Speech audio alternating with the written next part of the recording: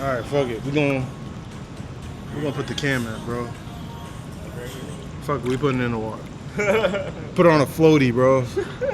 Type shit, bro. I need that. They should, bro.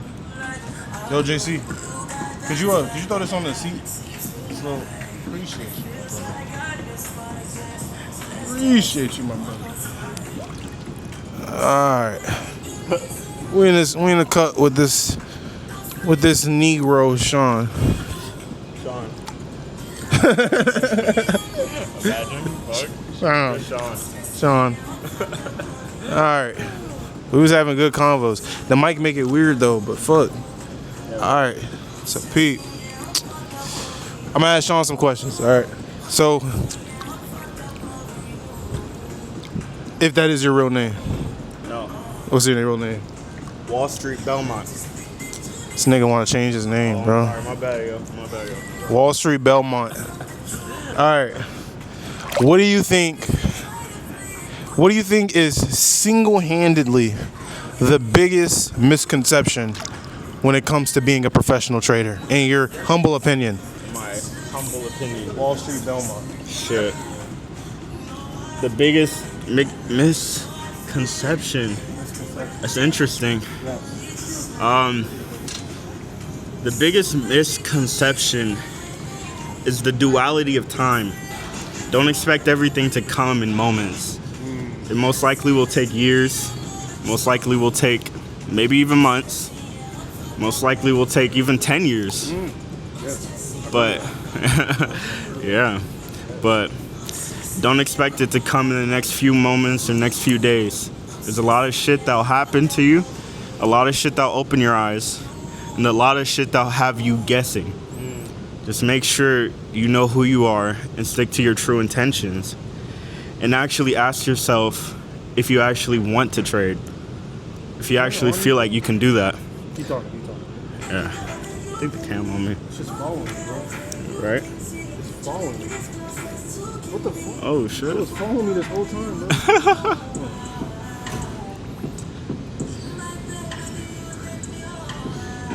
There we go. Fuck. But yeah. Facts. Okay. Was your answer? Yeah. Great answer. Greatest. Okay. All right, Mr. Wall Street Belmont. What has been single-handedly the biggest, I guess, in your journey of trading? What surprised you the most? What surprised you personally? Like, was there a time when you thought you had it all figured out, and then something kind of just came out of nowhere and then knocked the equilibrium off? Was there a time where you thought you didn't have shit figured out, and then you figured out that you actually did, and you were that dude? What has been one of the biggest, I guess, canon moments in your trading journey? All right. The biggest canon moments, or even the biggest twists. I'd probably say steering away from ICT. From taking a leap away from its concepts, even though everything works in the markets, even fucking looking at the stars and guessing upon them can make you money in the markets.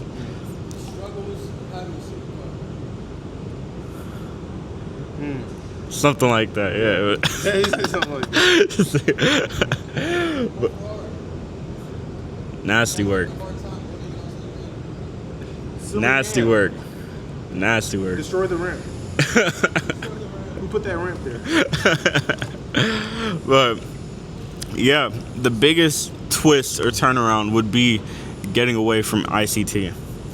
Really taking a leap away. Okay. Now, you mentioned ICT, the man himself. Who's that? Oh my God, bro. I'm just curious. You blocking the cam? What? My legs are in it. What? You might gotta move over a little, Sean. Yeah, right here. There you go. Okay. That way you got all of us, all three of us. Matter of fact, I'm about to just move it back over there.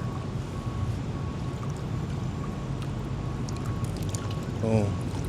You can't like raise the lens a little bit? Like, yeah. It might zoom in and zoom out. If it does, then yeah, zoom in and zoom out. So zoom in where it's at, and then tap like those arrows on the side of the screen, and it'll switch it to Move the lens mode. There you go. Copy. Yes, sir. That's smart. That's a pretty cool camera. Indeed. Costing me a hefty fine. What is it? Huh? How much? No, just like it's like 750. 750. Yeah.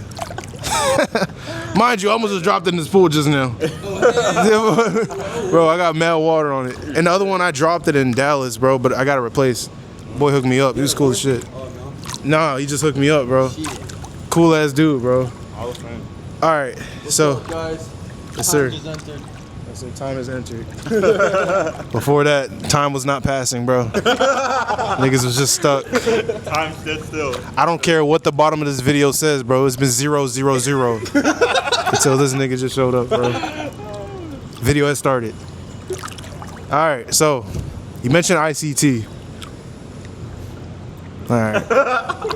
My bad. I thought he was gonna say something just now, bro. He's been saying something every single time. Who's that? You mentioned ICT. It's a question for both of you guys. What was ICT's role in your trading journey? And that role may have evolved, on during your whole path from one role to another. What was his role in your guys' journey? I'll go first type shit. Since I got the mic. And my answer's probably gonna be the shortest. But I say for me, in the beginning, ICT was sort of like this thing where everyone was sort of trading similarly, and ICT was kind of like that guy at the corner with the long trench coat that opened up his coat and said, "I got many drugs for you."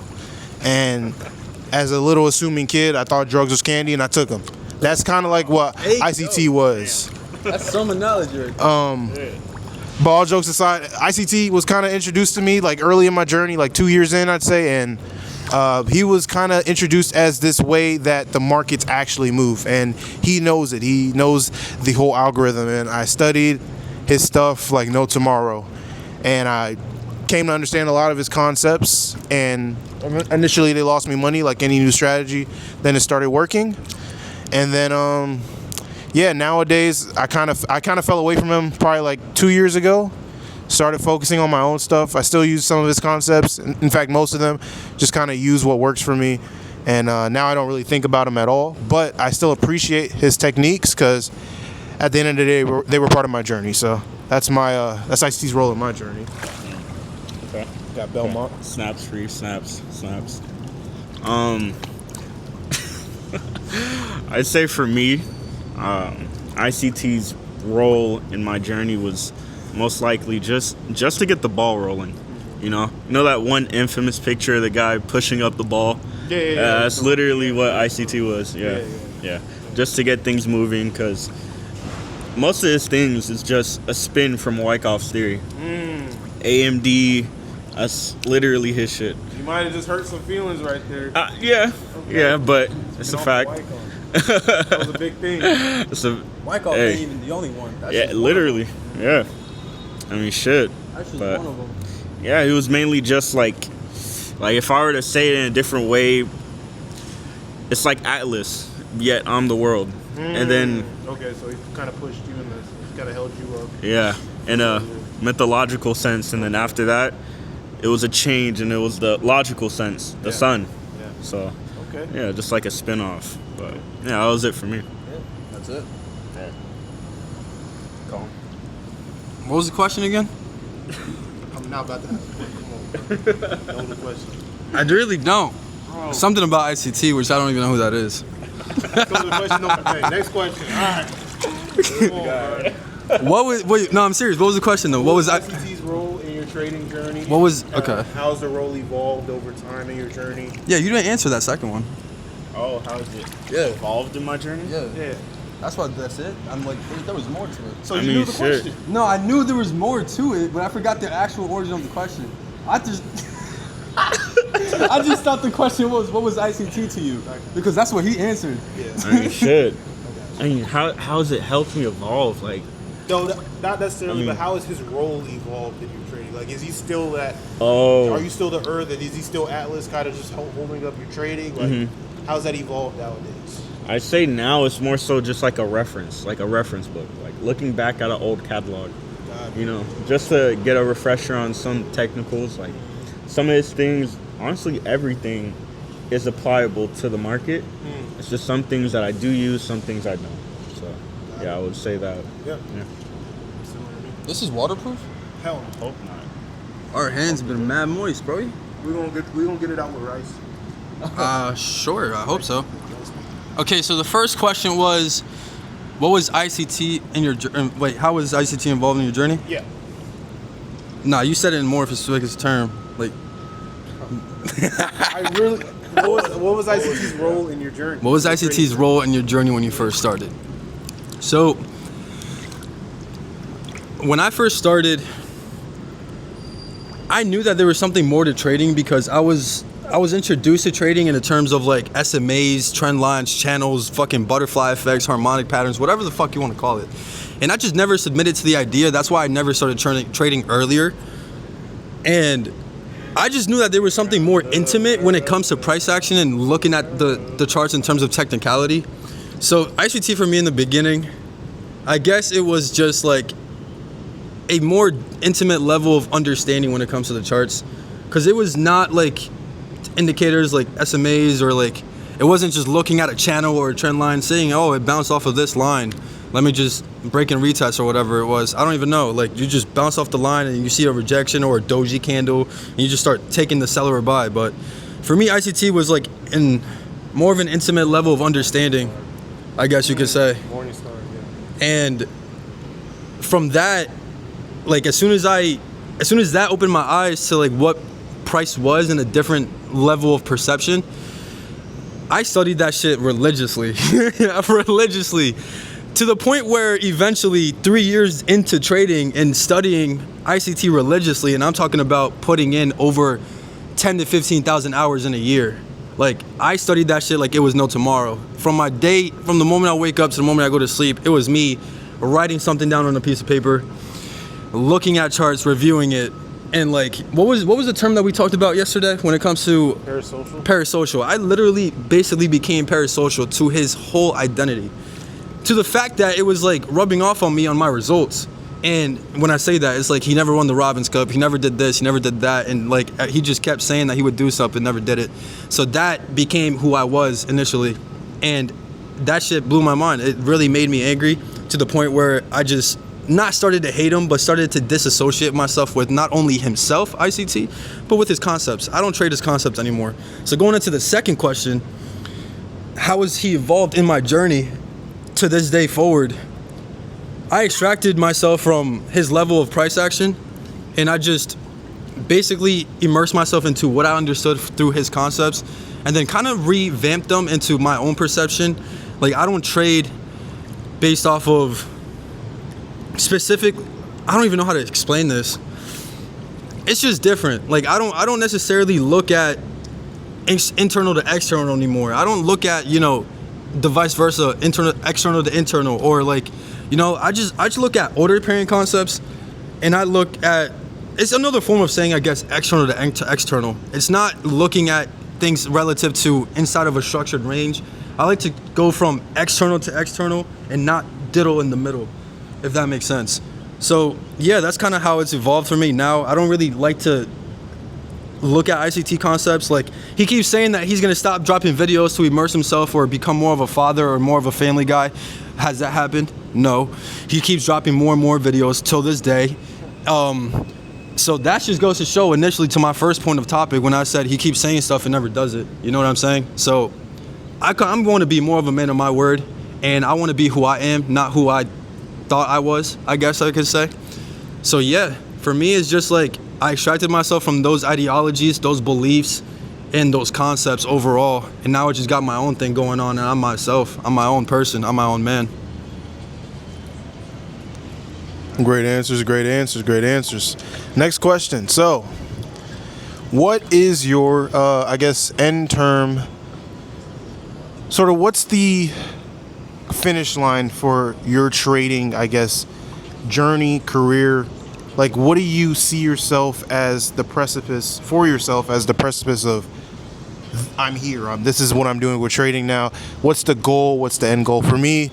I think for me with trading, I see it more so nowadays, like seeing the true nature of what it is as just a vehicle and a means to get somewhere else. Like for me, my goal is to have trading support other business ventures, be able to travel, take care of my family. Like if I see something I would like to purchase, I want to be able to have a means to purchasing it. Doesn't necessarily mean I will, but just having that freedom. And I think I know trading can afford me that. Without thinking about it, it's just like I want it. All right, cool. Yeah, exactly. Just having that way of doing that. Yep. And yeah, so me, I feel like trading is that vehicle to get to that point in my life, and nothing more. Like I'm not trying to go overly with it. Like I see in the Robbins Cup, like I fuck a Robbins Cup. Like I don't really like even making videos about trading. Like to me, I just like content. Like I like making content, and I like making content about things I like, and I like trading, so naturally it kind of lines up that way. But like I'm not even interested so much in like teaching trading. Like when people ask me about trading, should I trade, I say no literally every single time, because it's a lot. It's just something that I enjoyed, and so yeah, It's not meant for everyone. yeah, so it's just a vehicle for me. What about you, Wall Street Belmont, aka Sean? I mean, get in this middle right here. That way the camera can see you better. yeah. Honestly, I would say it's the same thing for me, in the sense to just have it as a piece of freedom. You know, just be able to have enough to sustain myself and sustain the lifestyle that I want to achieve. And honestly, if you know me, my most favorite thing and the most thing I value is the earth, nature itself. And like I honestly want to be able to afford a house closest to that. Yeah. Something nice in Bali, or even have a piece of land to myself, like a ranch, and just grow my crops. Like real talk, that's how I want it. That's how I want it. As peaceful as it can be, as peaceful as it can get. Dissociate myself from anything a part of social media except for trading. But you know, that's really it. That's all I can really care for. Except for that, like I would also want to start teaching people as well, letting people know how you can actually achieve this as well. Because hey, I'm not trying to be one of those that gatekeep that shit. You know, Like me, like bro. you're trying to keep that hidden. Shit, but yeah, no, I'd rather have everyone have a piece of the action, have a piece of the pie, so that no one has to live an unfortunate life where they can't help their own mother or like help their own selves. Like, you know, everyone should have a piece of joy. You know, shit, if they want to buy a fucking penthouse apartment, they should be able to do that. So I would be glad to teach. That's a good answer. Thank you, bro. Time. Question again? Question. The question was, what's the end goal? Yeah, what's like the end goal with trading? Like, what are you trying to get to? And when you get there, you're like, this is what I was aiming for the whole time. What are you aiming for? See, my perspective on this answer has really evolved and cultivated through the course of time itself. At first, my end goal was to achieve sovereignty in all facets: time, location, freedom, you know, even financial means of having a job, just being free from all the illusions of the world that enforces upon yourself. That was the first end goal. But over time, it's actually evolved into a lot more in terms of kind of like what Belmont was talking about in terms of teaching. Like trading has opened my eyes in so many facets of my life. And one of those facets is the fact that I'm a really good communicator when it comes to opening eyes to certain things, open perceptions. And trading, in terms of technicality, has allowed me to do that. It's a very seamless effort. It doesn't require me a lot to, like, I could easily talk about charts, technicality all day. It does not bother me. I find a lot of joy in that. And another thing is like when it comes to the teaching aspect and making a generational change, I want to be like, one thing I've always wanted in the beginning that actually has stuck so far, and like even though my perceptions have evolved, it's one thing that stood firm, is the fact that I want to open up a school, whether it's location based or online based. It does not matter. I want to open up my own school where I could actually teach people how to trade and how to become the man that they want. Because going back to the first question, how has it what was ICT for you? Another thing that I could say, ICT was a form of character development, because if it wasn't for trading and if it wasn't for immersing myself into ICT concepts, I wouldn't be able to reflect those inner dynamics back on myself and evolve as a person. That's another thing I could say about that too. So another end goal besides the teaching aspect is, we have the school idea, and then we have another thing, which is I want to manage people's money. I want to create my own hedge fund. I want to cultivate my own hedge fund, because I already see it's already created. It's just the linear life that I'm living, I'm experiencing each moment for me to allow myself to get there. So I already know it's already created. So that's another thing that's in the works, that's in the upcoming near future, my own hedge fund. Whether it's with my boys here or someone else, I just know it's gonna get done regardless. And so yeah, besides the teaching, besides the hedge fund stuff, an end goal for me, which is inevitable, is the fact that I want to transpose my level of knowledge, my level of expertise, my level of wisdom through my discernments of my experiences in life through trading. And I want to give that to my kids so then they could give it to their kids, and it keeps going as a chain reaction, as a ripple effect, because that to me is honestly above everything else, above teaching other people, above having a hedge fund. I want to be able to transpose my knowledge and give it to my family, give it to the people I love, and really change people's lives. Like for me, I guess I have so many facets, so many goals, but it's more than anything for me, I think it's the fact that I want to make a huge significant impact on everyone's life around me, because that's the privilege that God has blessed me to open my eyes towards. A lot of people don't know their purpose, and I feel one purpose that he gave me is the fact that I'm so loving, wholehearted, and open-hearted and caring for others that I don't even care if people use me anymore, because it's my privilege, it's my duty in life to basically give love to others. A lot of people have the illusion of oh, people just like to use me, people just like to take advantage of me. But at the end of the day, it's your duty, it's your purpose in life to give love to others. It's how you're supposed to live. You're supposed to love one another as your neighbor. It's literally written in the Bible, and not the Bible is any significance, because Christ is really inside of you. It's not on a book.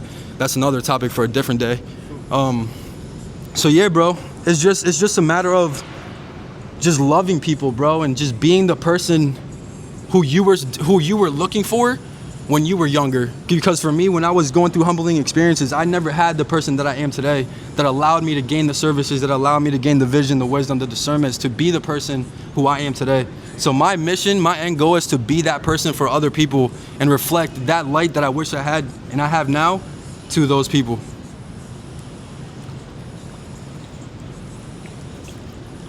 All right. Next pregunta will be, what is your opinion on online proprietary firms, aka prop firms? There's a reason why he's been looking at me while saying that question. I was looking at both of y'all. I'm just cross-eyed. You couldn't tell. I'll go first. So, my opinions on prop firms, they're sort of like casinos, where except a slight edge does go towards the player, so to speak. But there's a caveat to that, which is that you have to understand how the house actually works. Otherwise, you'll probably get cooked in the process. There's obviously it's not new now. I think when prop firms first came out, this was new knowledge, or I guess a minority of people knew this. But obviously, prop firms, they make money off of people failing typically, and so if you understand that, you also understand that it is intrinsically, the system is built against you. It's made for you to lose and lose and lose and lose and lose. And it isn't as simple as just play by their rules, because if you just assume that to be the case, then you probably never even get to the point where you get an account. I think the correct way to approach a prop firm is to understand all those things and then just play by their rules, but on top of that too, understand that at the end of the day, trading's a business. Whatever you put into challenges, make sure that you're profiting, at least break even to the eval fees that you're paying. And then from there, seek to make profit. And if you are one of those few that's model just naturally kind of goes with prop firms, because there are people out there that their strategy just doesn't work with prop firms. And that's not to say that they're bad traders either. Like, it's just prop firms are its own thing from just actual trading. So if your model works with prop firms, then it's good for you. If it doesn't, then don't trade prop firms. It just doesn't make sense to do so. So it's definitely a person by person thing, I'd say. I wouldn't say prop firms are good or bad. It just depends on the individual. So yeah, that's my opinion. That's a perfect way to say it, honestly. Like, especially in the aspect of you telling about how most traders, their strategy doesn't really correlate with a prop firm. Like, there's some things like people will hold a trade till even past 5 p.m. And then at that point, like, you can't even hold your trade in a prop firm at that point. So at that point, it's just you getting stopped out or it closing on you. And even then, there's a drawdown where you may need a great value. And you can't even have that because it's too tight. You know? Or even, like, most likely you would need, like, a real fractal model for you to actually profit off of it. And, like, it's like what you're saying, like, the only way to really profit out of it is knowing the house's rules and being able to play it around it, you know? That's the best way to do it. Honestly, like, another thing I would say is just prop firms, like, how I feel about them personally, I had too many experiences where the account has been passed and the eval phase has been done and over with, and then once you get to the real money-making move, it's to the point where some things start messing up, like stop loss not going in or holding itself, which is a funny thing, or even getting order fills and not even seeing your position. Like, there's too many problems. There's too many, especially in the eval phase. Like, there was a time where I passed my eval and I clapped it out in 2 trades, and then after that I still had to work even more and have to do an extra amount of money just to pass it, like, just to keep it going. And once I actually made all that in one trade, I still had to do it again because it was over the limit, which is funny. You have to get it on the dot or $1 more or $1 less or some shit like that. Like Top Step. literally it was Top Step off rip, and which is fucking hilarious because why is there so many rules to just being a profitable trader? Like, it's crazy. There's a lot of steps and milestones when working with a prop firm, to a point where if you're paying $50 for an eval, you might as well go into a live. And then even that fact of itself, my rule to say, especially if you're a high frequency scalper, the best thing for you to do is to size up, especially in the eval phase. Only in the eval phase where you actually size up and start hitting winner trades of 1K, 2K, so you can pass it quickly, because you are battling other things like the fees, the drawdown, and the fucking drawdown trail, which is hilariously stupid. Like, there's too many things and too many factors with it. So one of the things for you to very possibly do to even profit from it or pass your account is to fully... Is it cold as shit? What happened? Yeah.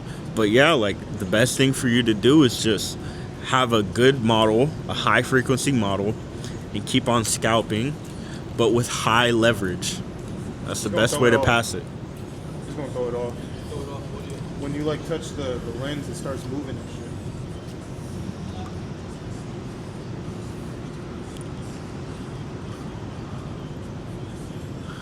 I think it's looking perfect. Don't get your hands wet. Right? It's good. Alright, there you go. That's it for me. How do I feel about prop firms? Man, oh man, I can say so much.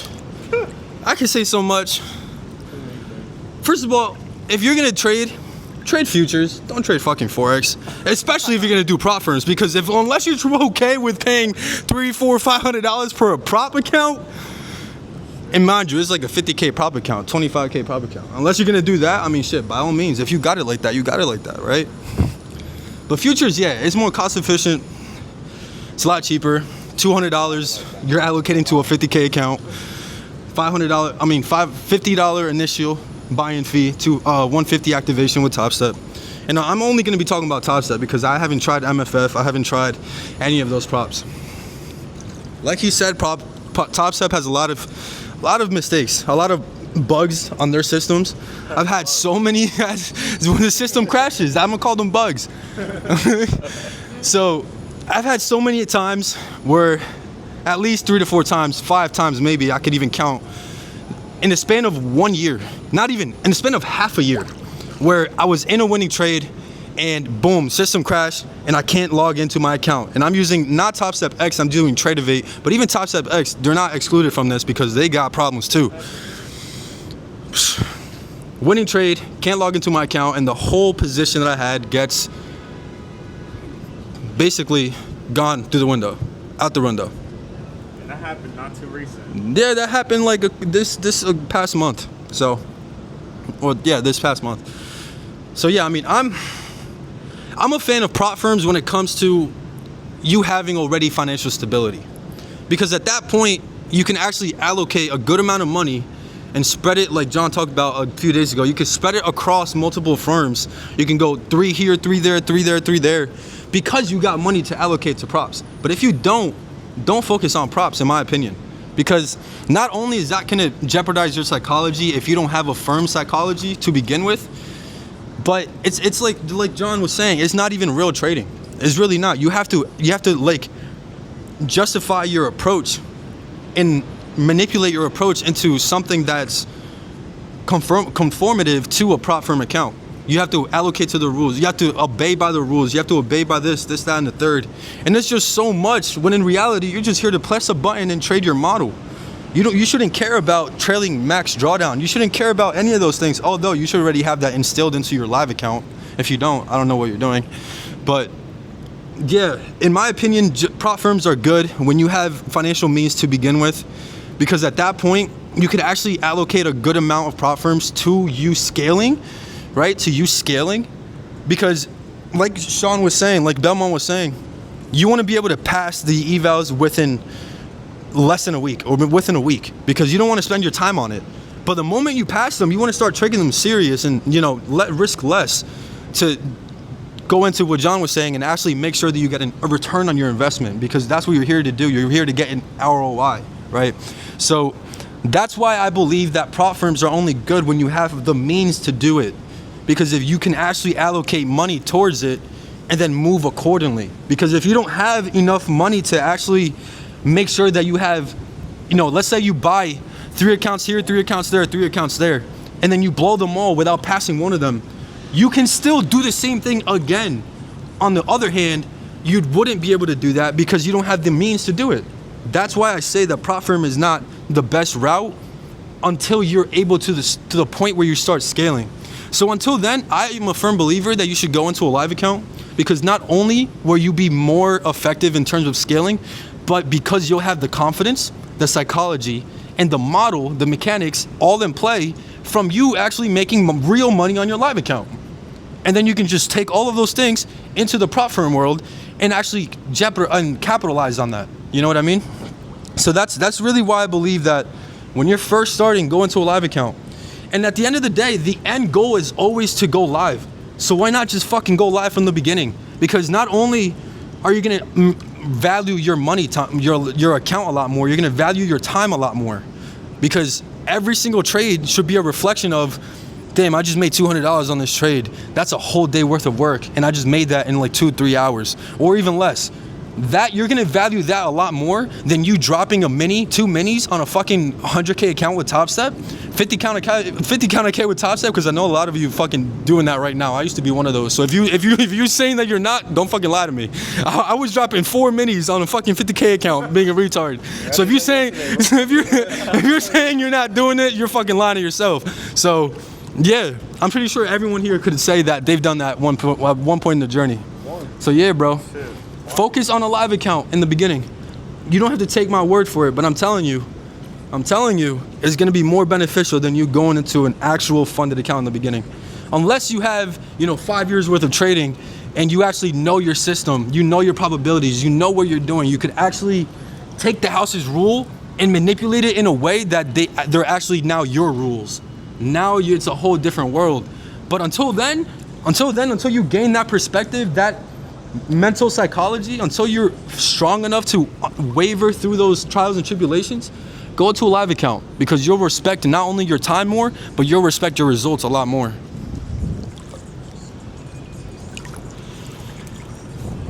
I disagree. I disagree. Nah, hold on, bro. I disagree. This is okay though, but I disagree. Listen, I think for me personally, live account is not the goal for me. It's something I can do, and I probably will do, but I think we're at a time now. I think history always introduces new things, always, and there's always trade-offs to these new inventions that we always have, these new technologies. Like right now, the camera that we're using is a significantly smaller camera than, most out there, most traditional cameras for sure. But it offers affordability. It's easy to move around. Convenient, yeah. It's convenient, but it may not, have as many features as like another camera, or like the quality of another camera, or the reliability if you were to drop it, for instance. And I think prop firms is another way of looking at it like that, where it's like, and for some people that could just be everything right there. That's what I believe, honestly. Like, now does that mean it's for everyone? No, there's nothing for everyone, nothing. But in my opinion, I'm taking props over live account, like real talk. Like, I think live account is like just one of those things that like has always been the industry standard, and that's fine and cool, but like time moves on, new things are introduced always, and like, it's like, get with the program. If you don't want to get with the program, that's fine too. Like, that's all right. It all works, but my end goal is not to go live. Like, I don't see honestly a point in me personally going live. I lose less money if I lose an eval. If I just do it the right way, I pass everything. I have multiple accounts. The only bad thing people always bring up is like, what if the company goes down? What if the company goes down? But that's always the argument. Yeah, exactly. So then just use a reputable company. Like, it's not that raw. It's not that hard. Exactly. It's like, I'll just move on, bro. Because guess what? They're prop accounts. So if I lose the account, I didn't lose 500K. I didn't lose anything actually, because by that point I probably made my money back from the evaluation cost.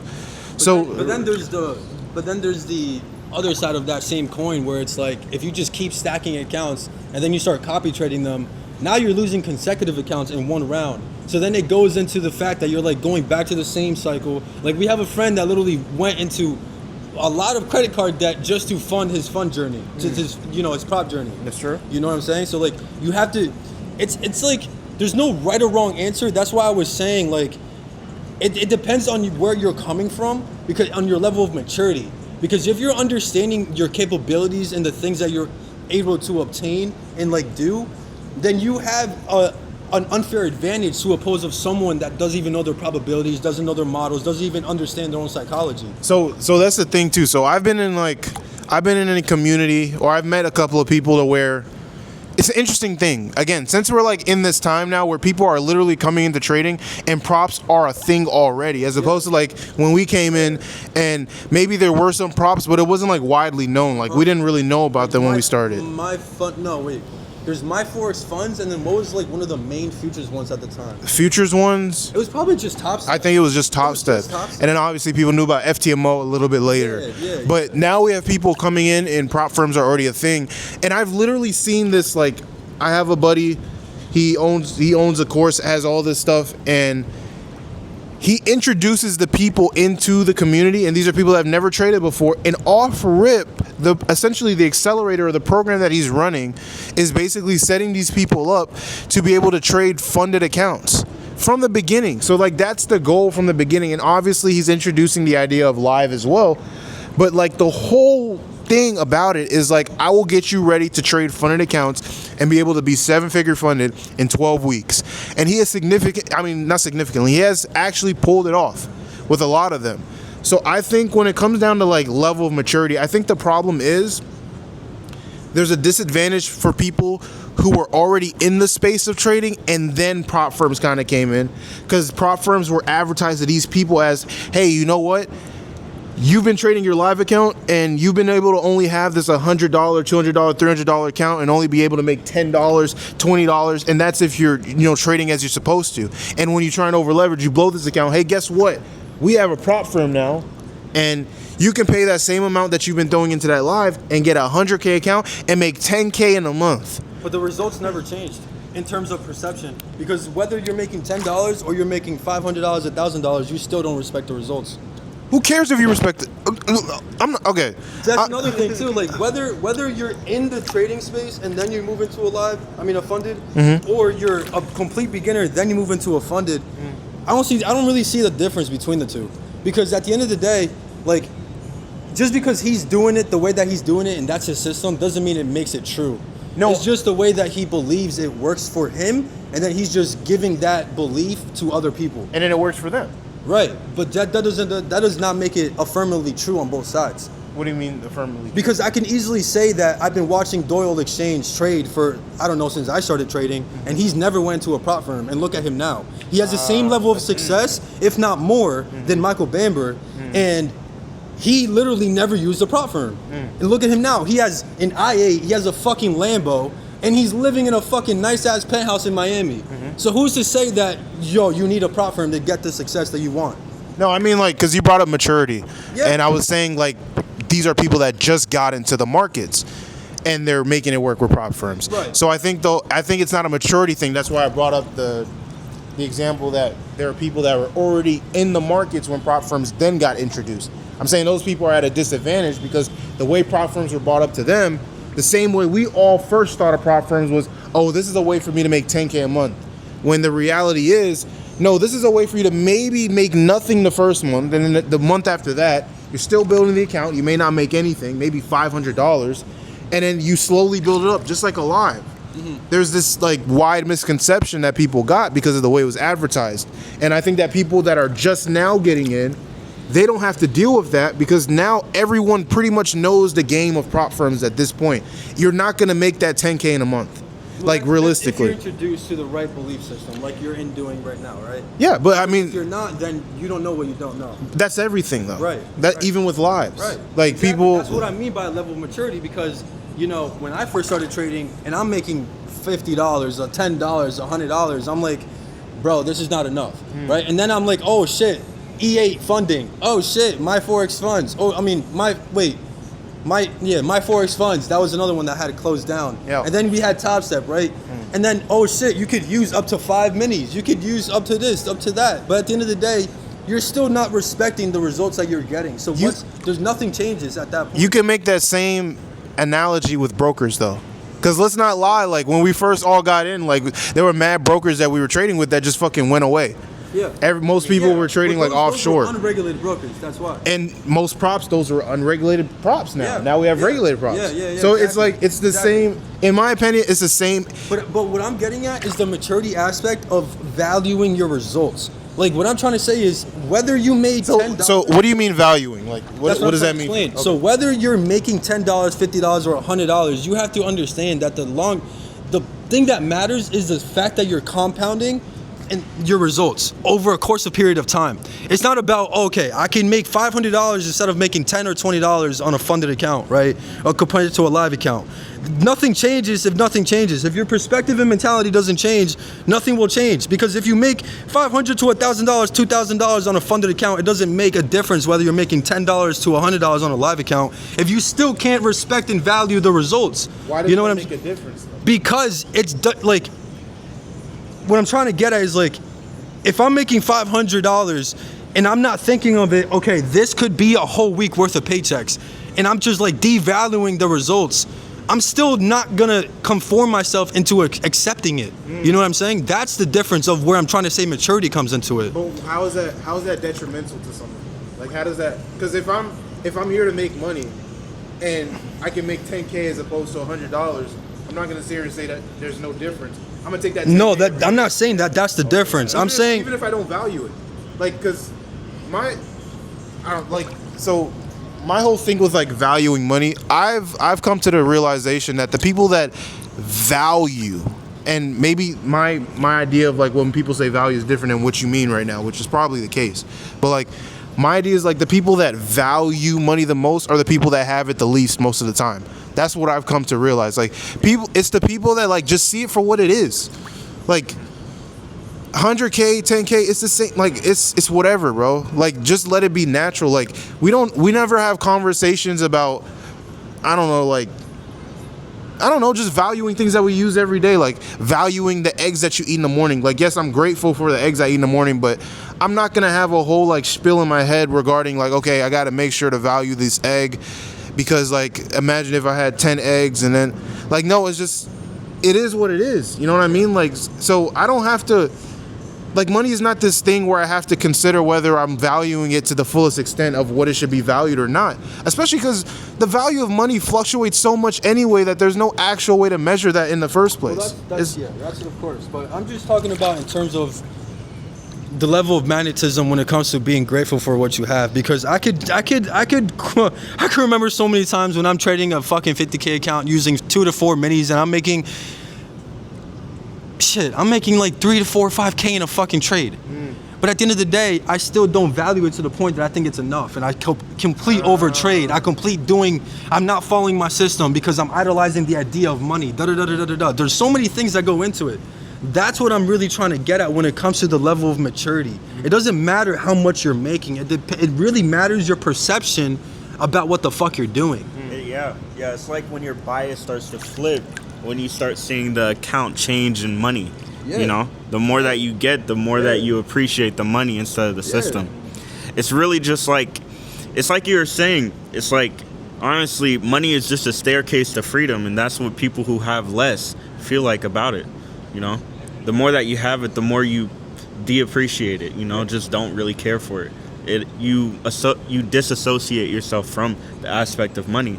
Yeah, but I don't. Again, like, my view's a bit different. Like, it's a business at the end of the day. Like, whether I look at this and say it's not, the only time that it's bad, and that's why I agree with what JC is saying too, like, the only time that actually becomes bad is when it actually negatively affects my performance. Right. Then it's like, yes, it's a problem. That's exactly what I mean by level of maturity. Got it. Yeah, because really it's all just numbers. If I make 10K, I'm not going to, once I've closed the account, I'm not going to, well, I say I'm not going to get down on my knees and thank God. Unless I did that when I made $10. Then I'm going to do the same thing when I made 10K.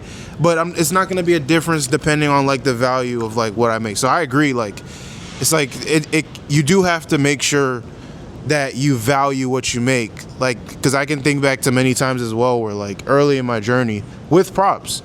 Because props will, I'm not going to lie, you will have this problem when you get into props if you weren't introduced the right way, where it's like, you're up $700, $800, more than you've seen. Like, if you've seen that on the ground though, walking, if you've seen like $50 just walking, getting into your house, you're picking that hoe up immediately, bro. But why the fuck you're not closing your position when you're up 2-3K? Right, because it's like, it's not good enough. You're still living in your fucking mom's house. Why are you not closing the trade? It's like, it's not good enough. Like taking a screenshot of it halfway and you're just not even. Yeah, you'd rather. Oh my gosh, I fell into that so fucking much. You'd rather take a picture of the tick value, of the money value, and post it in your Discord, show it to your friends, than fucking closing a trade. Yeah. You idolize fantasizing about how much you can make instead of following your fucking progress and following your system. Yeah. Like, you care about the monetary aspect so much that you don't even value yourself enough to actually focus on what needs to be focused on. It's like what we were talking about. The game is capital preservation. Exactly. That's all Anything more is a blessing, for real. Like, Don't get me wrong. That's exactly why I said what I said to begin with.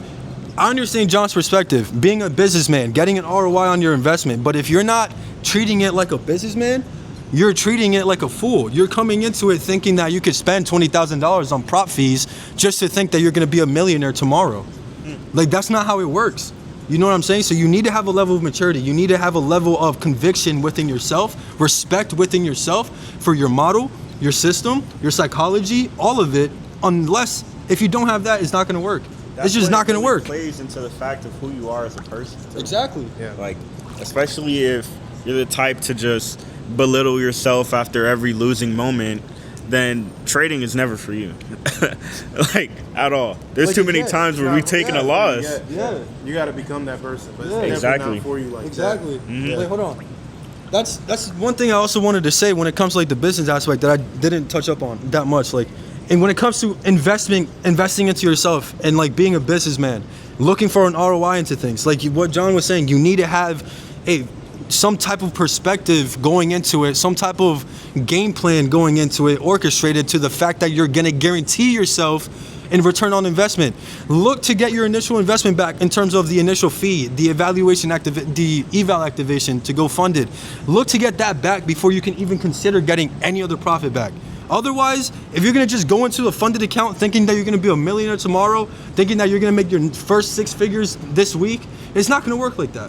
It really won't. You're gonna literally just open the window towards self-sabotage, and it's gonna be hitting you before you even think it did.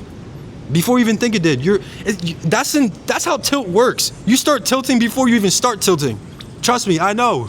I fucking know. So when it comes to being a businessman, you need to have the approach that John's having, unless it's not gonna just work for you. You need to have the necessary perspective of like, okay, I'm gonna just take baby steps and let those baby steps compound, because over time it's gonna turn into a giant leap into your future, another giant leap into your future, and you're gonna just keep going forward. You're gonna just keep going forward. Be the businessman that allows you to build your future. I say Sean will say it too, because we was on the charts this morning, and I only made, like, I said only, but it's not only. I made 400 on 100K challenge, but 400 on 100K, and me just maybe 2 years ago, maybe a year and a half ago, I would have literally like got right back in the markets and been like, this is not enough, right? And I would and this is the important thing too, like when you're saying to yourself, I'm gonna start trading as a business, you have to be very clear on what that means, because it's very easy to like, because it's very easy to like start doing things that you can put under the guise of like a business move when it's really not. For instance, like the idea that if you don't make enough on your winning trades, they won't be able to pay for your losing trades. So what you end up doing is you start trying to profit as much as possible on a winning day, instead of just taking what you have and then moving on to the next day. And the idea doesn't make sense, because trading is a probability game, and you're trying to now control something that cannot be controlled, which is the amount of P&L actually coming in on any given day. There's no way for you to actually know how much you're going to make in a day. So if you make some in a day and the charts aren't giving your model up or your edge up, you just stop and you move on, because in reality, that small winning day is still better than a losing day. And you don't know when the next losing day is coming, and you don't know when the next winning day is coming. So that's the actual right business move, as opposed to like trying to get as much profit as possible to pay for your losing days. It doesn't work like that. And so like being a businessman is also understanding the game you're playing, and that goes for any business, not just trading. It's like, don't try and bring your own preconceived notions on how it works. Exactly. Like Seeking longevity. Exactly. Yeah, like you got to have a 20-year plan when it comes to trading, because that 20-year plan will make your 1 year be amazing, because you look at it as just a fraction of the journey as a trader, as opposed to just having like a month plan. And that like, it doesn't matter. Why I say it does not matter whether you're already in the game or you're starting off. It does not fucking matter, because if you don't have the person guiding you to this mentality, how the fuck are you gonna know what you don't know? How? There's no difference. There's no difference at all whether you're starting fresh or you're already in the game. Because either way, if you don't know what you don't know, you're still not gonna know it. You know what I mean? And that's another thing that I wanna talk about. You never know what you're expected to earn in the market. Even if you know your system, even if you know your probabilities, even if you know the expected value of your trade, still no guarantee. Thank you guys for watching this far into the video. I just wanted to give a quick announcement, because due to some technical difficulties, our mic had actually died, and the rest of the video, you didn't get the full audio as clear as we hoped that you did. So I just wanted to give you guys a quick announcement to turn the caption on at the bottom of the video. Turn the caption on with the feature of YouTube, and then that way you can actually follow along with the dialogue that we're having back and forth. Just a little more seamless, a little more effortless. But yeah, I hope that you guys are actually enjoying this video so far. If you are, I'm not going to tell you to like or comment or do none of that, because I don't do that. But just keep watching. I hope you guys keep enjoying the video, and honestly, leave a comment just to at least give me some type of feedback. Are you enjoying this? Are you vibing with it? Or what are your thoughts so far? What is some of your feedback that you're receiving from that you want to share with us, matter of fact, from the conversations that we're already having? Do you agree? Do you disagree? What type of opinions do you guys have? Make sure you share that in the comment, because honestly, I like to interact with you guys. So at least if you don't want to like the video, that's fine, you don't have to, but at least give a comment, because that way I could, have some type of feedback on what to improve, what not to improve, how are you guys perceiving what our opinions are, right? Because none of it is true. It's only it's only true when you want to submit to it, right? If you want to believe that it's true, then it's true. But nothing we are saying is actually inherently true. It's just our opinions, right? And what we believe is true for ourselves. So I hope you guys are enjoying this video, and stay tuned, keep watching. I hope you guys enjoy. Peace. There's still no guarantee, even if you know the expected value of your trade. Right. No guarantees. Hold on, I had to repeat. I had to go. Like, it's the same way as we were saying about it being longevity. It's the same way as a businessman being in the vendor business, and you're making cold calls, and you stop making cold calls after like 50 or 100 so in a day, and none have returned back to you, expecting some sort of response back in one day. Like, this is a game of seeking years and years of profits, instead of in the sense of looking for $1 billion in 3 months. There's no way, there's no shot that that's ever gonna happen, unless you have some crazy luck, But even then, like, that's just wicked. Notice the word that he just said. Notice the word that he just said. Leverage. Leverage. That's why I told you, if you don't have leverage going into this, don't fuck with prop firms. Stick to a live account. Understand the true value of your performance, of your results. And until then, once you get the leverage, then invest into a prop account. Then invest into your ability to scale. But even then, when I have the leverage, I still won't give a fuck about prop accounts. Because why does it even matter? Why? Why do I need to, oh yeah, let me just invest $200 just to utilize $2,000? What? I don't see the point, bro. Yes, cool, some people can see the point, some people can say it's beneficial, but at the end of the day, bro, it's just pointless at this point. Yeah. In my opinion, it's just pointless. Honestly. At the end of the day, you're doing the same thing. At this point, and thank you, Doyle. Thank you, Doyle, for opening my eyes, bro. Thank you, Doyle. Doyle Exchange, bro, you're a GOAT, bro. Because you literally said, fuck prop firms, bro. I don't need to do that. I don't need to do that. And the whole time, I'm over here buying Topstep accounts, buying EA accounts. And I'm like, bro, he's tripping. He's tripping. Why is he thinking this way? But now I get it, bro. It just took time. Now I get it. Yep. It's like the fact of it, like, it's all the same thing. It's all about mentality. There's a surefire way that you're not really going to give too much of a fuck about it if you're doing it through a prop, and then going through the wasted time of going through challenges, and then end up losing that same account, then again ruining your mentality. Because then it could always be like not even a bad or losing trade that really messed you up. It could just be a bad response to your edge in the market. You can't just go in thinking turtle soups will work on a FOMC day and a stuttering like chop. There's no fucking need for that at all. Or like thinking you should go dive into a 15-second chart just to get fucking $200. Like, there's too much to go into. Oh man. When going into a prop firm. It just seems so superficial, bro.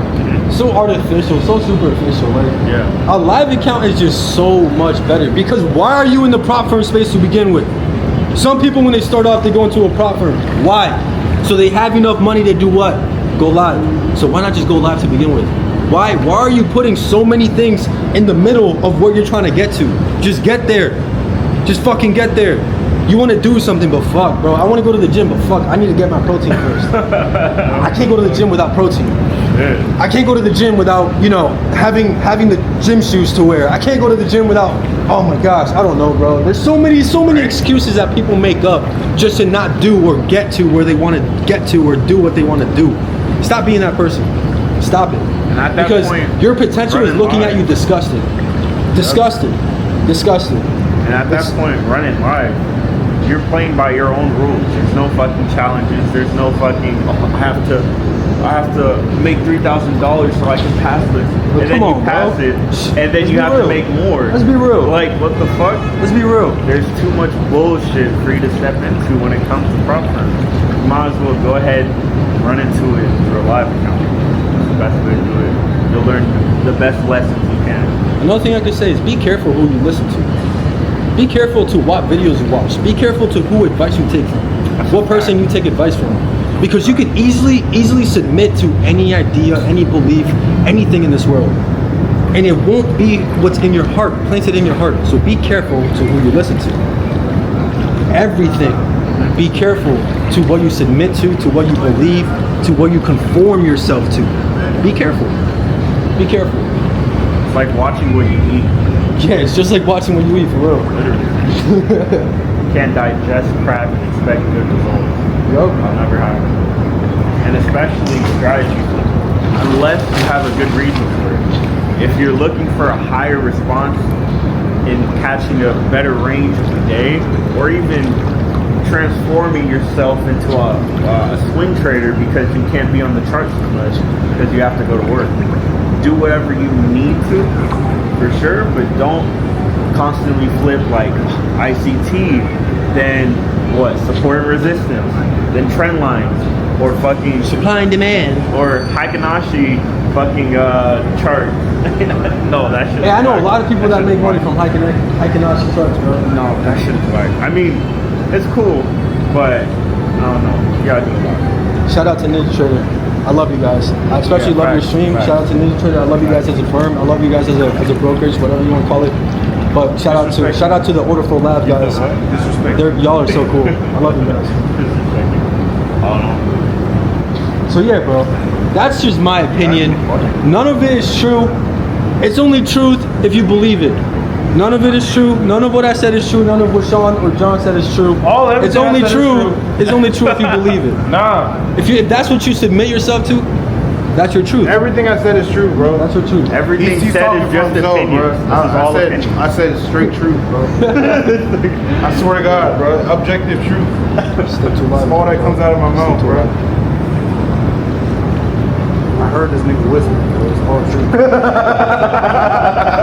You said something. He said something for real. Not as low, bro. You're not low.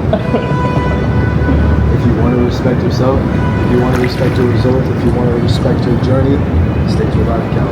Until you master that part of yourself, then it's time to scale. Because when it's Why are we saying that? Wow, hold on. I just said some real shit because until you master yourself, your system, your probabilities, and respect who you are and your trading journey, a prop firm doesn't just allow yourself to scale monetary things. It allows you to scale yourself. Why are we looking at funding? Why are we looking at funded as scaling? Like, why is that why do we always put that word next to funded account? Because that's the whole idea of what it is. No, it's not. Bro, what? You're taking, oh my gosh, you're investing $200 to be able to utilize 2,000. It's not You're literally 2,000. scaling your initial entry. It's 2,000 buying power, but That's what I'm saying. It's not a $2,000 account. You don't get that whole shit. But until you lose 2,000, you don't lose the account, right? Okay, that's not $2,000 scaling. account. That's still not scaling though. What do you mean? It's not real money. It's simulated funds, and you're not going to see that whole profit split either. Exactly. So you're not scaling nothing. Bro, oh my gosh. It's the same thing. That's the way you want to look at it, but it doesn't mean it's true. Okay, bro, I can say the same thing about what you're saying though. Exactly. Exactly. That's why I'm agreeing with you. Listen, Like, bro. that's why I said none of what I said is but true. what I'm saying is true. Did I not? though. No, what I'm saying is true. That's crazy work. This is crazy real, bro. Don't believe That's him, crazy work, Listen, bro, look. That's crazy work. What is the number one rule in success in anything, bro? Whatever the majority of people are saying, do the fucking opposite, bro. What's That's why I'm saying lie. What's everybody saying? That's literally why I'm saying Everybody's saying profit. No, bro, it's You changing prove now, my bro. point even more. It's changing now. Bro, it's changing now, bro. Everybody talking about fuck props now, bro. That's what's cool now. Everybody think they No, they that's own not these true. stocks, bro. That's not true. I promise you That's it is, not bro. true. Everyone is looking at Trader King's $2 million fucking payout. Everyone's looking at J-Cash payout, and they're like, oh my god, I want to do the same. Oh my god, how do I do do the that? same thing. How do I do that? Oh my god, Apex, you guys are so goated for giving me 90%, 90% like discounts. Oh my god. They made all that bread though, right? Yeah. Doing what? Scaling their fucking money. Oh, brother. Bro, okay, if you guys don't believe me, It's because for the initial term of scaling, Bro, the go mic's watch over Trader King's here, bro. newest video. Go watch Trader King's newest video about you know profit. what they see right now when you do that, bro? What? blah, blah, blah, blah. The mic's over here, bro. They don't hear me? No. I think I'm loud enough. Maybe. If you guys don't believe me and are conforming or submitting to the idea of what John is saying, that it's not scaling, and I am saying it is, tune into Trader Kane's newest video, Bro. and when he talks about prop firms and what they mean to him and what he's able to utilize it Bro, for. it's just a word, like, bro. No, the whole idea of trading is scaling. Like, why don't we, like, think about this, bro? But that's true too. All That's right, true then. So, like, why? So how is that any different from what I'm saying? Cause fuck alive, bro. Like, bro, That's what put you a wanna live believe, account, and it's bro. okay. You put a live count, bro. Listen, bro. It's okay, That's what bro. everyone's doing, bro. Fuck what everybody's doing. No, bro. a lot of Get people with aren't the going winning live, side, bro. y'all. Get with A the lot of winning people side, aren't bro. going live. You know why they call me conscious, bro? Cause I'm conscious, bro. Listen, bro. Like, get with the winning Wow. side, bro. That's different. Come on, That's bro. crazy work. what's uncommon? That's crazy work. Everyone else, bro. Apparently, bro. I used to be unconscious, bro, but now, bro. That's crazy. You know why? You know why they call me conscious, bro? Hey, bro. Because I'm conscious, bro. Like, come on, bro. Y'all can watch this video, rewind it from the beginning, and y'all let us know in the comments what you believe, because we're actually interested. But from now on, let's move on to the next question. Next question, bro. Why is funded accounts better than live accounts, bro? Oh my Flip it back. Where's the answers, bro? Like, We literally just talked about it. No, bro. I'm gonna give you another chance, though, bro. Oh my god. I'm gonna give you one more chance to There's get the right nothing answer, that bro. there's absolutely nothing that I can say that's going to be a lot different from what I'm about to say again. Wrong. The correct answer is proper. No, I'm just playing, y'all. I'm just playing, y'all. We just be playing around. We know it. But okay, Rolling. for real though, bro. All right, no troll, no troll. I'm trying to think of another good question, bro. It's been good convo so far. Okay, if voice crack of death right there, bro. Y'all heard that? That's confirmation for this question, isn't it? Exactly. What would you tell yourself if you could go back in time to the first week?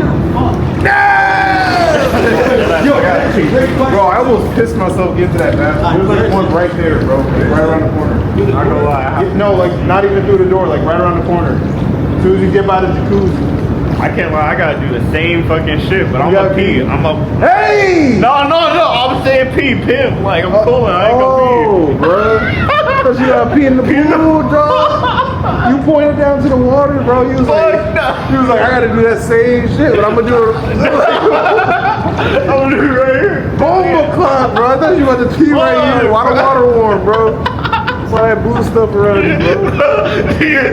Oh, I'm fucking apart from me, bro. Shit. Warm ass water, bro. Oh, bro. All right, well, obviously, we're gonna. Ooh, voice crack again. Yeah, right? Shit. We're gonna ask the question again. By the time JC comes back, he should be able to answer it. So, if you could go back in time to the first week of you, introduced to trading, like you started getting into it, whatever. Maybe you didn't even get into it that first week. Maybe somebody just mentioned it to you that first week, and then you didn't even get into it until later. But if you can go back to that first week when you heard about trading, you started getting into it a little bit. What would you tell yourself? What would you tell yourself? Period. I'm gonna go first. I would tell myself, fuck off. Don't even fuck with it. Like, don't touch it.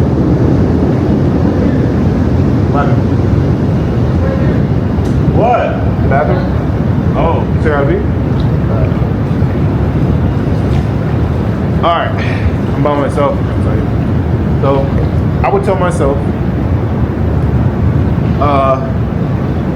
actually, I don't know if I would tell myself anything. And here's why. Early on, I was very enthusiastic when it came to trading. Trading actually, we found each other at a very weird time in my life where I had just recently got in trouble at school. I got kicked out of my old school for behavioral issues, and it was at a time in my life when things weren't really clear as far as what I wanted to do in my life, and it was very weird. Like, my friend introduced me to trading right around that same time, and so I just latched onto it. Like, for me, trading became this thing that could make a way out for me. Like, everything else seemed kind of unclear and kind of hazy as far as what I could do in my life. Trading was like that thing that was like, yo, if I really focus on this, I could change the perception on how I'm viewed by my family, which was like what I cared about the most at that time. And then, obviously the freedom and the time freedom and the nice places, pools, just fucking off and doing nothing in the middle of the day. But yeah, like, I would just I don't think I would tell myself anything. I would just tell myself, like, this is the right thing, and I'm not gonna make this any easier for you, but just know you're gonna make it. I think that's honestly the best thing you can tell anybody. Like, they're gonna go on that journey. I still had to learn the lessons I had to learn, so I would just tell myself, hey, you chose the right thing, you're gonna make it. That's what I would tell myself. We're still over there by the bathroom. I don't know why it takes two dudes to use one bathroom. Actually, I do know why that would happen, but I'm not going to insinuate that about my brothers because it's kind of crazy. But yeah, we at the pool. We're at the Brick Lay in Miami. I mean, we're on the 11th floor. We're at the pool. There's a kitchen over there. The weather is not that great today. It's actually raining. We've actually got a shirt wrapped around the camera right now, which is crazy, you know what I mean? But it is what it is. We're going to get this footage because I'm back to Texas tomorrow. I love that echo. But yes, sir. I was gonna jump in, but then I'm like, nah, let me not fuck up the camera, please.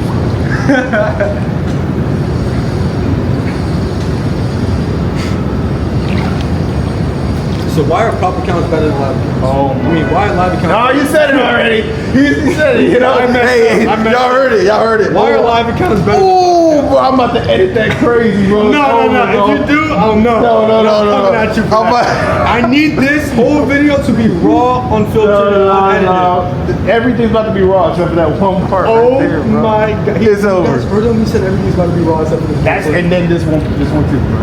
They're not gonna hear none of this.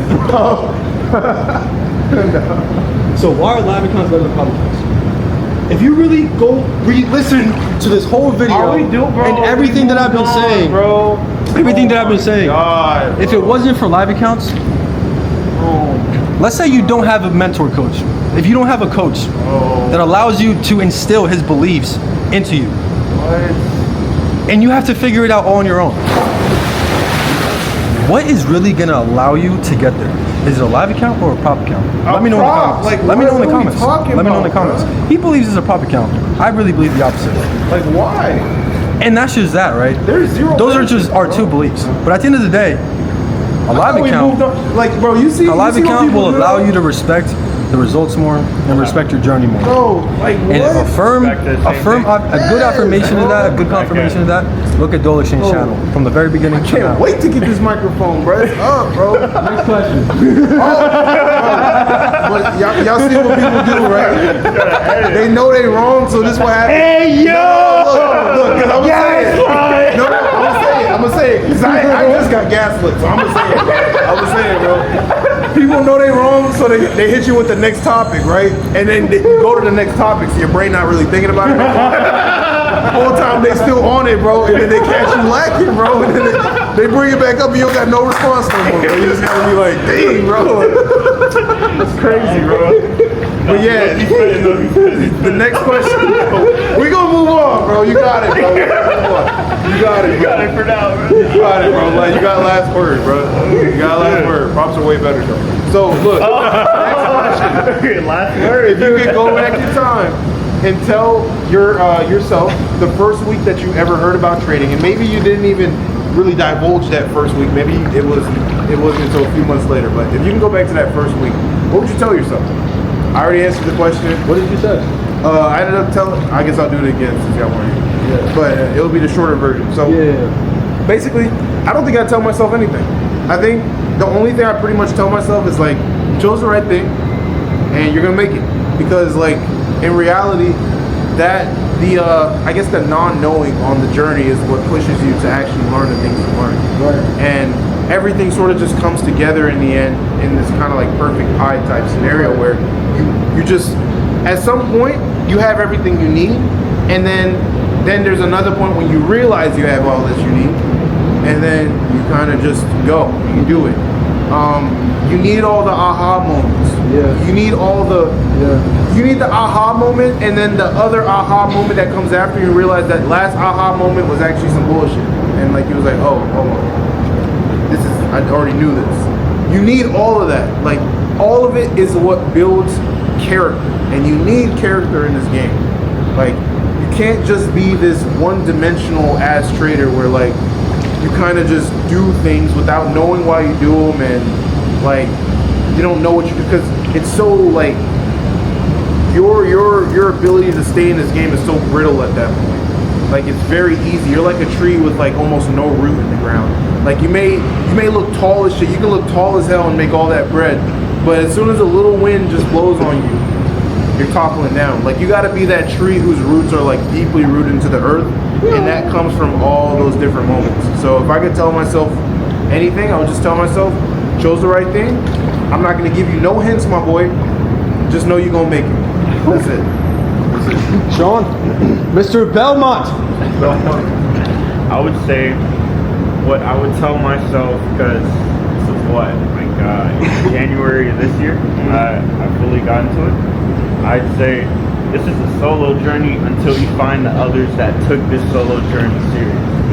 There's no other people out there that you can call your friends, get into this shit. It's really the people who actually have been in this game for a long time, and you're actually devoted to staying in this, that you should focus on being friends with people who would actually continue this going on and on and on. There's no breaks, there's no letting up on the gas at all. Leave everyone that tells you different. Tell all of them, shut up, and keep away. And the best thing to do is just focus on your own craft. I was the type of nigga, I started off with Haikinan. I started off with that shit. I started off with Haikinan and fucking Socratic indicator. And then even before that, it was the RSI shit on Forex, on fucking gold. Like, there was bullshit everywhere. But that was my own solo journey. You just gotta keep it pushing. That's all you can do. So, there you go. Snaps. For all of them. Snaps all around. Everywhere. If I can go back and tell myself something, when I first started, I wouldn't tell him shit. You know why? Because if I do, I wouldn't be the man I am today. It's like Back to the Future. If you go back to the future, you're going to change something in the present. So you can't tell him shit. Even if you're going to tell him something like a God-given, quote-unquote, Kairos moment, it still makes an effect in the present moment in the future. So don't tell him shit. Even if I wanted to tell him, like, listen, bro, going back to what I said earlier about becoming parasocial because of ICT, I needed that. if I didn't go through that, I wouldn't be who I am today. I needed every single aha moment, like Conscience was talking about. So yeah, I wouldn't tell him shit. I would just let him rock and just be the spirit angel that I am at that given present of dimension, I guess, and just applaud myself through every trial and tribulation.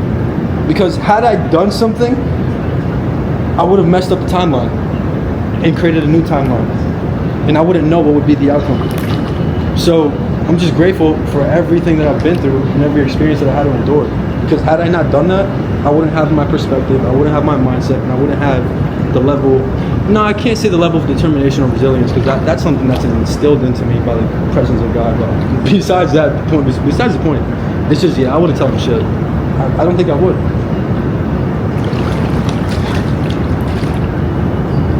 Yeah.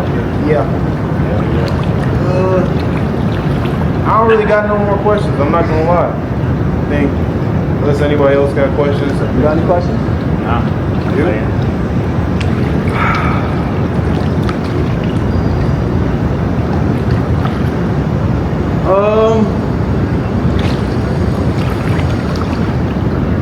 Let's see. Topics.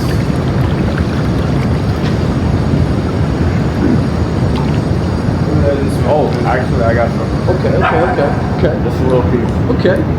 If you're young, very, very young, and this is something you want to get into, and you have friends or people that you know that only spend their time on video games, and we talked about this before too. If their only goal is just to fuck around and bullshit their whole life until they're fucking 30 or 40, make sure you disassociate yourself from them. There's no need for you to ever have friends like that in your life. You need people around you that are also entrepreneurs, and people around you that also want to strive for better, whether that be in trading or anything else. Never let yourself be around other losers. You'll never get better. Never. I agree, man. I agree. Because you are who you surround yourself with. Facts. But even to that extent, there's also a belief instilled in me that you need to be alone. You need to be alone. You need to have your solitude. You need to have your tranquility. Because, like I said earlier, it's a choice to believe what you want to believe, and it's also a choice to listen to who you should listen to. And if you're watching videos, if you're watching podcasts, if you're doing all these external things, you're gonna get mixed up from what your heart is telling you to do, what your heart's telling you to become. So that's why I said it's really important to be alone, especially when it comes to trading, because you're just going to abide yourself to other people's beliefs. You're gonna just conform to other people's idea of what you should believe, and I don't submit to that. That's why I'm alone a lot. That's why I have a tattoo of a lion with a crown on it, because I've always been alone since I was at least 16. And that has shaped me to be the man I am today. That has allowed me to be self-made and believe what I want to believe, and not accept other people's opinions. Because at the end of the day, there's no objective perspective in this world. This world is not black and white. It's a very beautiful, colorful scenery. Okay? So what you want to believe is your truth. So be careful about what you listen to. Be careful about what you choose to believe in, because that is going to become your truth. So yeah, it's a little more about you're the man, or you're the fifth person. If you're, let's say you hang around 4 billionaires, you're gonna be the fifth one. It's a little deeper than that, because even if you're around those same billionaires and you don't believe what they believe, how are you gonna become the fifth one? You know, it's a little deeper too. It's a little deeper. So, what do you want to say something? Oh. Yeah, I agree with what Belmont just said. I agree with that heavily. I was waiting for you to finish. I agree with both. That was a close one. That was a close one. We're 750 down. I agree with both points. I think both points. I believe that, yeah, you are like the conglomerate of the 5 people you hang out with. I believe that solitude is necessary on the journey of freedom, both mental and physical freedom.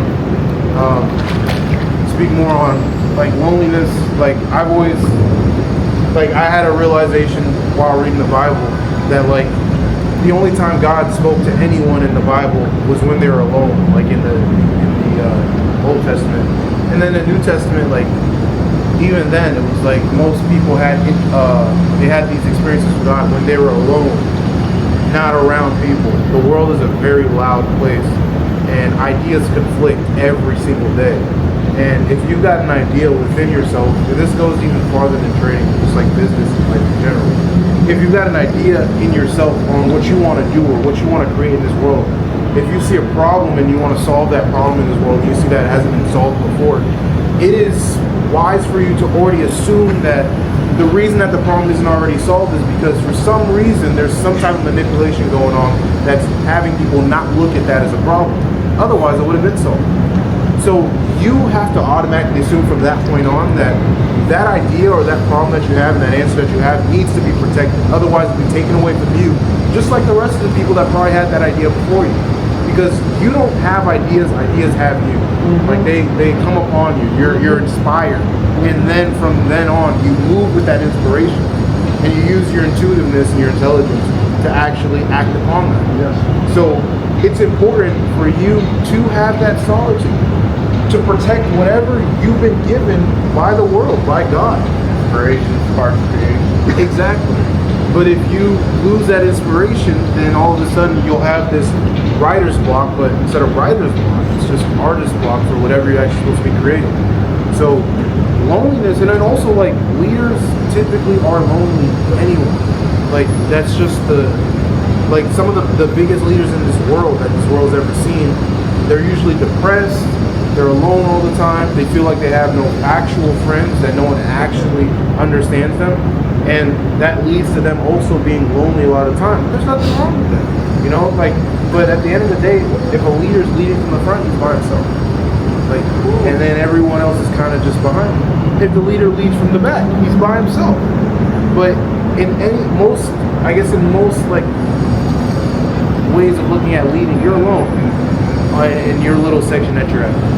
And I guess that is the burden, so to speak, because nothing's just all positives. Like there are cons to every positive, and I guess for being a leader, the con is that you will be lonely. But it's reframing that and seeing that as a good thing as opposed to a bad thing that will empower you from then on. So that's my way. Like you said, it's a choice, right? It's a choice to either look at that as a burden or a blessing. Because throughout my humbling experiences since being, since I was born, honestly, I could say 16, but it's really started way before that. But it's a blessing to be alone. It's a blessing to have everyone against you. It's a blessing to turn your back against the world and say, fuck you. It's a blessing to not obey by external rules and make your own. It's a blessing to do any of that, because that means God's got a bigger purpose than you could ever fathom. Like, no one sees the world the way that you see it, and that is such a privilege. It's not a fucking luxury. You could view it as a luxury, granted, yeah, but that's your ego speaking. It's a fucking privilege. It's a damn near privilege. So yeah, bro, it is a choice. It really is. You can either say that, shit, this fucking sucks, I'm alone, I don't have anyone to speak to. Or you could understand that you could look inwards instead of your physical reality. You can look inwards and understand that there's so many people to speak to inside of you. And that sounds weird, I know, but trust me, it's a thing. It's a thing. And one song that comes to my mind, bro, when we talk about this, is Caleb Gordon. And if you don't know who that is, go on SoundCloud, go on Apple Music, go on Spotify, go on YouTube. Caleb Gordon, it's called Lonely. I listen to that all the time. All the time. Because it's facts. It's facts. How are you going to expect to be a leader when you're blending in and conforming yourself to other people around you? Because you want to be a fucking cookie cutter that's shaped into reality instead of you being your own version of what that's supposed to look like. How are you supposed to be unique? How are you supposed to be authentic within yourself when you want to be liked by others? You shouldn't give a fuck whether you're liked by others or not. You feel me? That's called authenticity. Saying, I don't give a fuck about being who I am, whether you like me or not. I don't care. And being firm on that, saying 10 toes down on that. 10 toes down on that. You feel me? Huh? Blanchard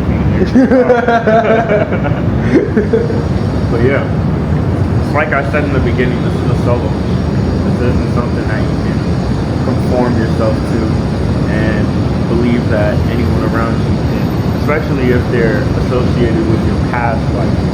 Once you agree yourself into something else, you're putting yourself into a new version of you. So you can't just believe that the old people you knew or the old people you know are just going to be able to help you in the long run. At this point, there's only two versions of you. It's the one in the future and the one in the present. You got to be able to see what you can do to adjust yourself to be the one in the future.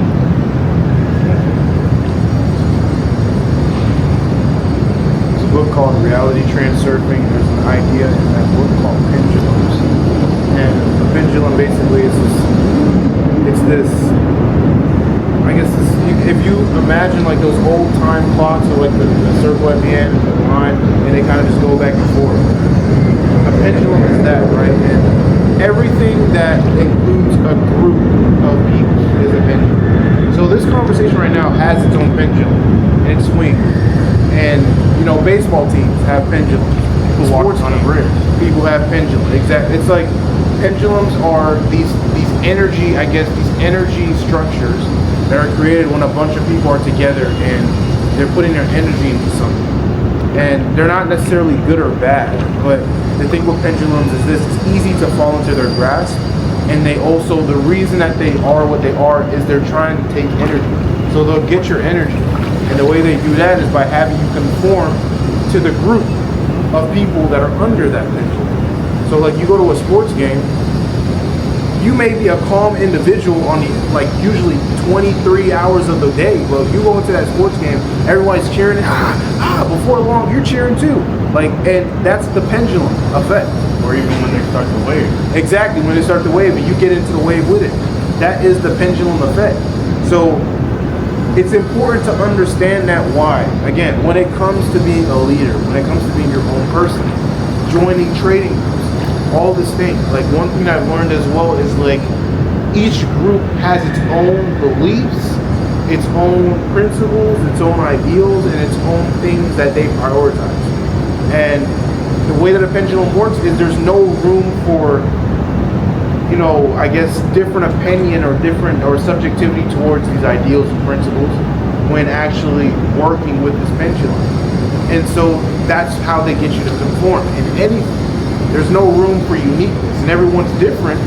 You may not agree with 100% of their precepts. It may just be like 80, but because there's a pendulum, it's going to force you to try and conform to that, you know, that last 20 that you're not conformed to. So as a leader in this world, and as somebody that's trading and understand that this is a lonely journey, and understand that you're on your own path, it's important to be very cognizant of these pendulums because you will run into them a lot. Like it's not, we're not just saying this. Like in a journey, you will run into people that say they also trade, and then they will try and introduce you to this one thing. It's like cults after cults after cults, and they'll be like, "Yo, it's fire! Like if you come with us, like da da da." You'll be like, "I'll go check it out." And before long, like you show up and like mad people got like empty soda cans on their head, and like it's just this weird cult thing and rituals. Red Solo cup. Yeah, bro. And then it's like naked Rick Ross in the middle of the dance floor, like baby oil. And you're like, "What is going on, bro? I just came here so I can make 10K a month. What is this, bro?" Not get 10K. Yeah, okay. Whoa. What? Hey, no, cool. Hey. Like Greg. Hey, yo. But yeah, it takes yourself to tell yourself what's wrong, you know? Yeah. Like how we started with some trashy strategies. Like me, it took myself to figure out RSI ain't shit, Heikinai isn't shit, or fucking stochastic indicators and shit. Like it takes yourself to figure out these things.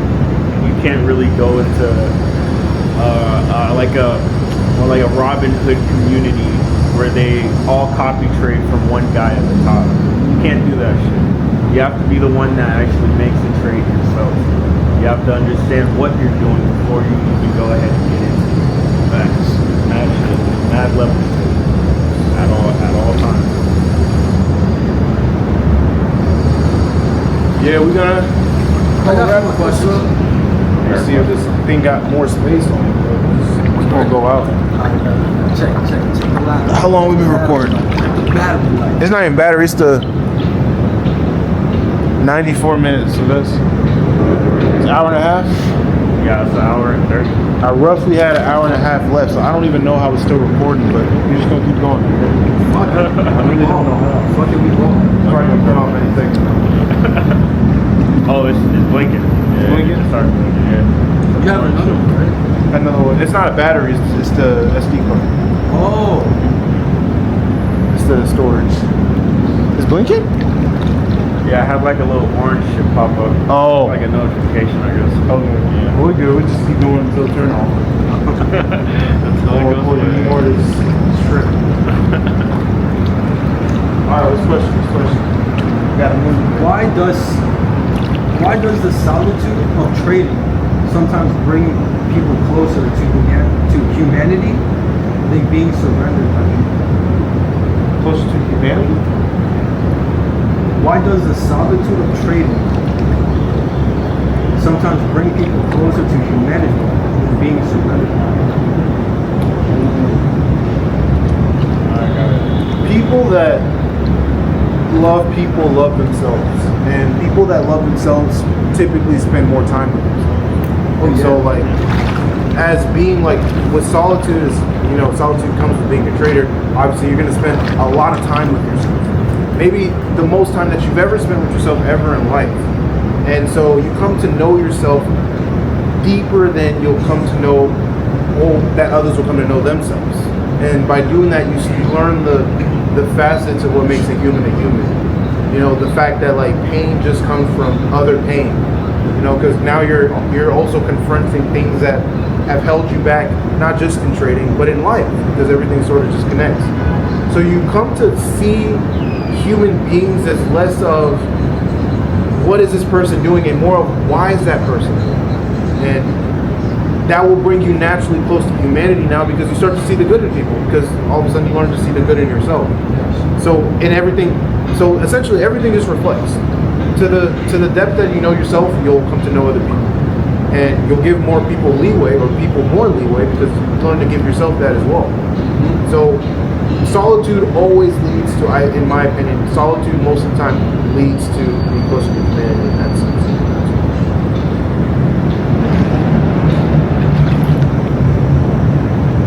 I would say, especially in the aspect of trading, you feel every single emotion that you've ever felt ever since you were a baby. You'll feel sadness, anger, hatred, resentment, and any other thing that you can bring up out of yourself from past traumas. Especially if you're in a losing trade, or you're in drawdown, or you're in the part of your dream where you feel like you can't do shit, or you feel like you've been in it too long and you just don't know what the thing is anymore. At that point, you come to feel yourself as a full-on human. There's no way around it at all. You feel and bring up every single emotion that you've ever had to deal with in your life. And it's like what you said, like everything connects. Everything. What, string theory? Exactly, string theory. I always mention it. And that's just always how it comes up to be. Whether you're the type of guy who was a dickhead in high school and you used to, fucking have so much anger in yourself to the point where you can get in so many fights. All that trauma, all that resentment of yourself, or even your past actions, relay itself on your trades, or relay itself on the emotions after the trade, where you feel like, oh, I just made this, and the third, yet out of nowhere you're still angry, or you're still upset, or even especially when you're in a loss, then everything around you becomes breakable. Everything around you becomes something that you can tear apart. Like, there's so many emotions with this shit, to the point where it can really frustrate you. And that's when you become the most human possible. Human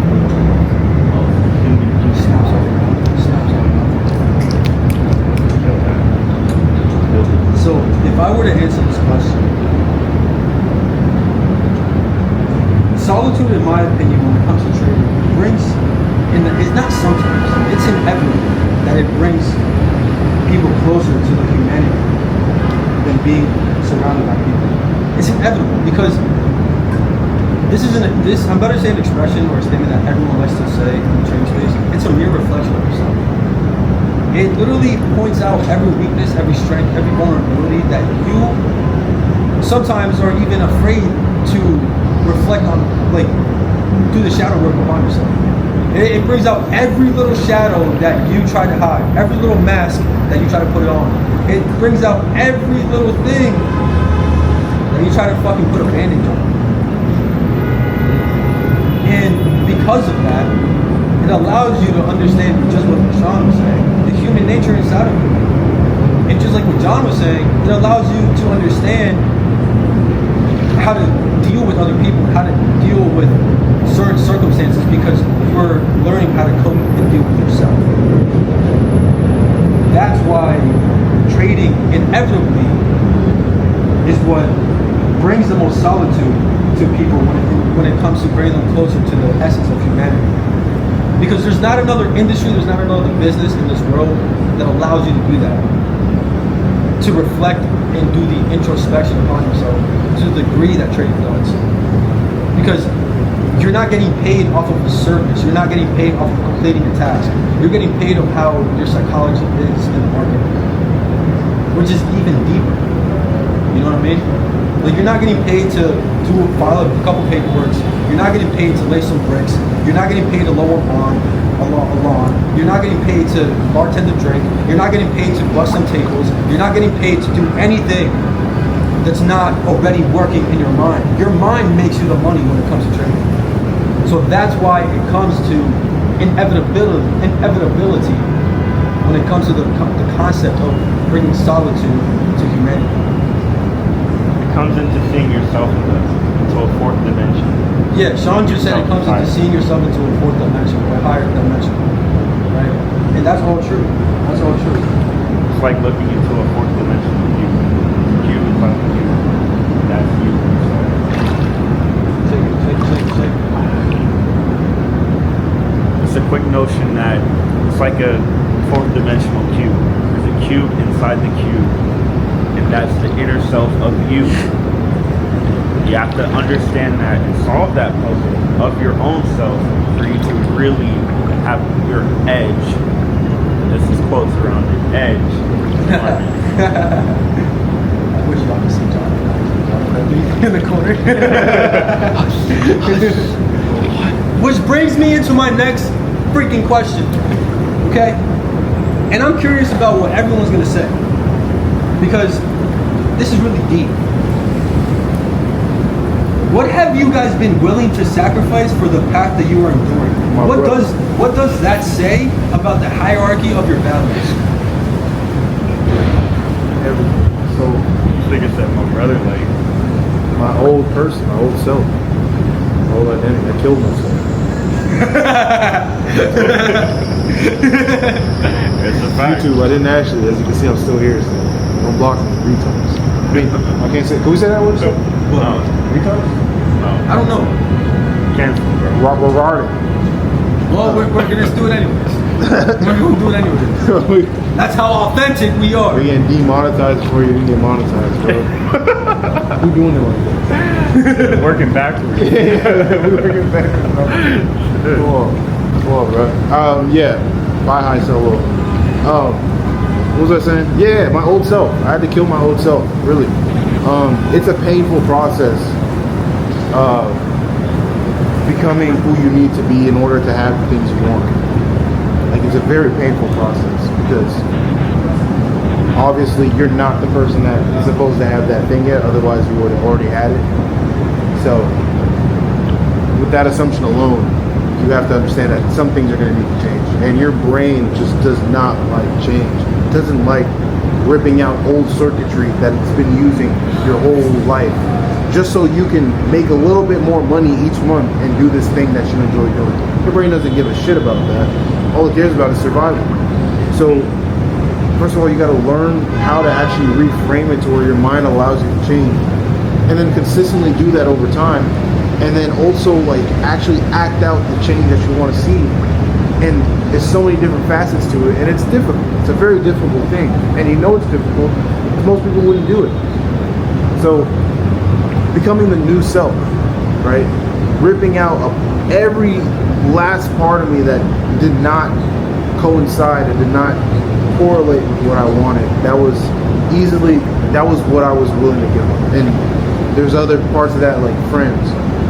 In high school, like I had a bunch of friends. Like I was a class clown. Like I was just joking all the freaking time, and I made a lot of quote unquote friends. And I quickly learned that as soon as you try and like want to make better for yourself, that's when you really realize like who's real around you. It's like I had people make fun of me. I had people be like, yeah, whatever. But I also had people that like encouraged me and was like, yeah, bro, you can do it. But the majority of people just didn't believe in me. The majority of people was like, he ain't on shit. Like, he's just talking. And like there are literally people today that I still talk to that will ask me for money. That when I first started trading, they literally were like, what are you doing? Okay, you really think that's gonna work? Like, it's bullshit. You're not gonna make money, you're gonna lose money. Da da da da. I had people that would literally bet money that I would fail and that I would literally stop trading in the first year. But I mean, at the same time, that fuels me. So, but yeah, getting rid of my old stuff, that's my answer. Stop yapping. Start yapping. I'd honestly say for every trader and honestly everyone who actually takes it seriously to a higher definition, had to get rid of your old stuff instantly. And for me, it was the same thing. It was like what you were saying. You had to really step into this, and from then on, you saw who was really around you, who was really your people, who actually cared for you to get better. Cooking. Yeah, this is crazy. Never cooking, bro. Like, honestly, thinking about it, it's the same way how I got out in high school about 2 years ago, and from that process, it was the same as any other graduation. Everyone that you used to know, they're gone. You don't speak to them anymore. They all disappeared. As you guys can clearly tell, our SD card ran out of memory, so our video was cut short. And this was not the podcast that I was initially referencing towards in the on my previous video. Sorry for that. So this was not the podcast that I was referencing towards. I still want to actually make that video. However, there is a change of plans. Unfortunately, Conscious John had to go back to Texas, so he's not gonna be here in Miami with me anymore. I'm gonna have to continue with this journey on my own for right now, because I hope that he does come back eventually. And yeah, I mean, I still want to make the podcast video, even if it's just myself, even if I'm just asking myself questions and I'm answering them to the fullest extent of my authenticity and my uniqueness that I can. So yeah, honestly, I'm still gonna make the podcast video just because I would like to do that for myself, even though I could definitely help a lot of other people that could relate to my message and could relate to my story and could relate to my journey, you know. So I'm still gonna make the video just for the greater good of things, right? But yeah, as you can tell, the video was cut short, and I hope you guys enjoyed the video. I hope you guys find it somewhat insightful, somewhat informative, and I hope you guys found it stimulating enough with the little debates that we had, the little side dialogues that we had.